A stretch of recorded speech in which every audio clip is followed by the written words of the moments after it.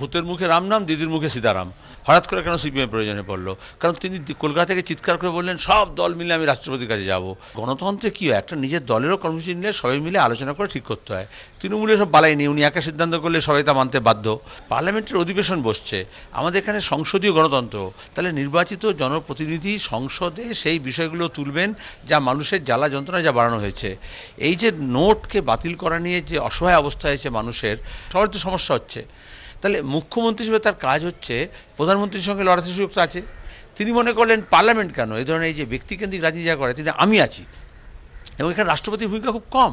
এই যে দেখা যাচ্ছে বিজেপি আগে থেকে জানতো এবং কোটি কোটি টাকা জমা করে দিয়েছে, যেটা দুর্নীতি হয়েছে, এটা নোট স্ক্যাম হয়েছে।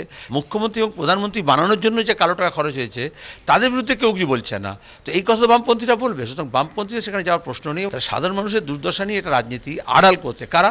যারা সারদা কাণ্ডে, নারদা কাণ্ডে আমরা নিজের চোখে দেখেছি হাজার হাজার টাকা, কোটি কোটি টাকা যারা লুট করেছেন। মমতারে যে চিৎকার করে আসলে তৃণমূলের যে কালো টাকা, সেইটাকে তারা এখন বলছেন বাতিল না করে ওটাকে চালু করার চেষ্টা করতে হবে। রাজ্য কোঅপারেটিভ ব্যাংক যেগুলো, জেলা কোঅপারেটিভ ব্যাংক যেগুলো দখল করেছে তৃণমূল কংগ্রেস, আমার রায়গঞ্জ সেন্ট্রাল কোঅপারেটিভ ব্যাংকে 10, 11, 12, 13 4 দিনে 47 কোটি টাকা জমা করেছেন, এবং তৃণমূলের ঘনিষ্ঠ জনেরা, তৃণমূলের নেতারা জমা করেছে ফেক অ্যাকাউন্টে বা নিজের অ্যাকাউন্টে। এটা তদন্ত হওয়া উচিত। তাহলে এই দিক থেকে দৃষ্টি, তিনি এখানে কলকাতা থেকে দিল্লিতে এসে চিৎকার চেঁচামেচি করছেন, আর সঙ্গে কাকে পেয়েছেন? শিবসেনাকে পেয়েছেন।